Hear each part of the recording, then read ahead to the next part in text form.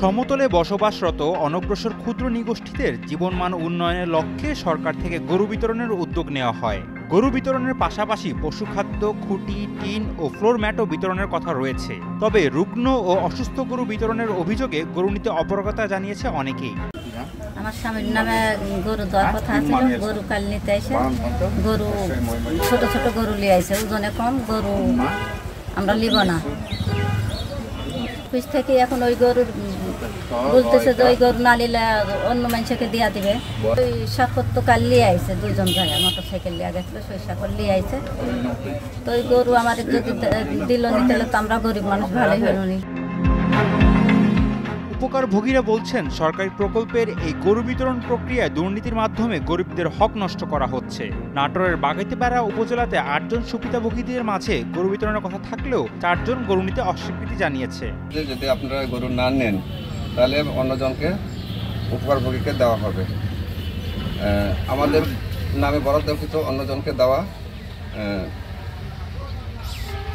ঠিক বা না ঠিক আমরা বলতে পারলাম না। এখন যদি আমাদের নামে যদি বরাদ্দ হয়ে থাকে তাহলে আমাদেরকে সুস্থ গরু, সবল গরু আমাদেরকে দেওয়া হবে। সংকট নিয়ে চাপ দেওয়া হচ্ছে যে গরু নালেই অন্যজনে দেওয়া দেবে। গরিব মানুষ গরু পাইলে আমাদের উপকার হতো। অপরদিকে প্রাণী সম্পদ কর্মকর্তার চাপে বাকি 4 জন গরু নিতে বাধ্য হয়েছেন বলে দাবি করেন কেউ কেউ। তাদের দাবি 80 কেজি ওজনের গরু দেওয়ার কথা থাকলেও অনেক কম ওজনের গরু দেয়া হয়। প্রাণী সম্পদ থেকে একটা গরু দেওয়ার কথা আছে বা ছিল, কিন্তু আজকে দেখলাম যে গরুটা বাজেটের থেকে অনেক ছোট এবং মানহীন এবং অসুস্থ গরু। আমরা এই গরু নিতে চাচ্ছি না।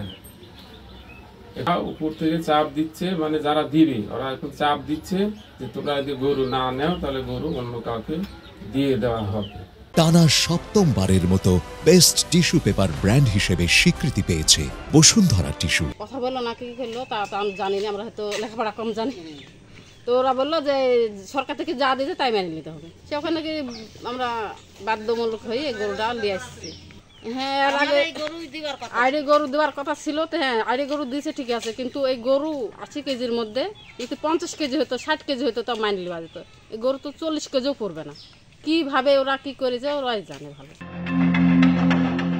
উপজেলা প্রাণী সম্পদ কর্মকর্তার দাবি, গরু প্রদানের ক্ষেত্রে সঠিক গুণগত মান বজায় রাখা হয়েছে। এটা দিয়ে মেপে দেখে দিচ্ছেন, ওগুলা মোটামুটি 1 কেজি 2 কেজি ভেরি হতে পারে, কোনটা 2 কেজি বেশি আছে, 1 কেজি কম আছে, ফিতা দিয়ে মাপা আছে। হ্যাঁ, আচ্ছা আচ্ছা। আমরা এখন শুনি ওগুলো আনার কারণে অনেক সময় একটু ট্রাকে ঘষা টসা খায়, তো আমরা বলছি ওষুধপত্র দিয়ে বললাম যে আপনার অফিসে যোগাযোগ করবেন এবং ওষুধপত্র দেওয়া হবে। আমরা আবারও খোঁজ খবর নিচ্ছি, ওরা যদি আসবে আবার কালকে আসলে আবার ওষুধপত্র দিয়ে দেবো। কারণ একটা ট্রাকে নিয়ে আসলে অনেক সময় চামড়া ঘষায়, ওরা তো নিয়ে আসে ওই ঢাকা থেকে টেন্ডার করে নিয়ে আসে 100-200 গরু, বুঝে নাই। রুগ্ন গরু গ্রহণে অস্বীকৃতি জানানো 4 জন প্রতিবাদ জানিয়ে পড়েছেন বিপাকে। গরু প্রদানে অনিয়মের বিষয়টি উল্লেখ করে তারা উপজেলা নির্বাহী কর্মকর্তা বরাবর লিখিত অভিযোগ জানান। এরপর তাদের তালিকা থেকে বাদ দেওয়া হয়। উনি জানালেন যে আমাদের 4টি গাভী নিয়েছে আর বাকি 4টি নেয়নি এবং এই বিষয়ে তাদের অভিযোগ আছে। তো যেহেতু এই বিষয়ে টেকনিক্যাল এক্সপার্ট উনি বলতে পারবেন যে এই গাভীগুলোর ওজন বা গাভীগুলোর শারীরিক স্বাস্থ্যের বিষয়, তো উনি যেহেতু স্যাটিসফাইড ছিলেন, তো এবং উনি যেহেতু এটা চেঞ্জ করার বিষয়ে আমাকে কোনো মতামত দেননি। তো সেই ক্ষেত্রে যেটা হয়েছে যে উপকারভোগীরা নিতে চাননি তাদেরকে পরিবর্তন করে আমরা পরবর্তীতে লিস্টে যারা ছিল সেই উপকারভোগীদেরকে আমরা দিয়েছি এবং আমাদের গতকালকে কমিটির একটা মিটিং হয়েছে। তো সেই মিটিংয়ে সর্বসম্মতভাবে ওনারা শর্তভঙ্গ করার কারণে ওনাদের বাদ দেওয়ার সিদ্ধান্ত গৃহীত হয় এবং আমরা পরবর্তী 4 জনকে এই গরুগুলো হস্তান্তর করব।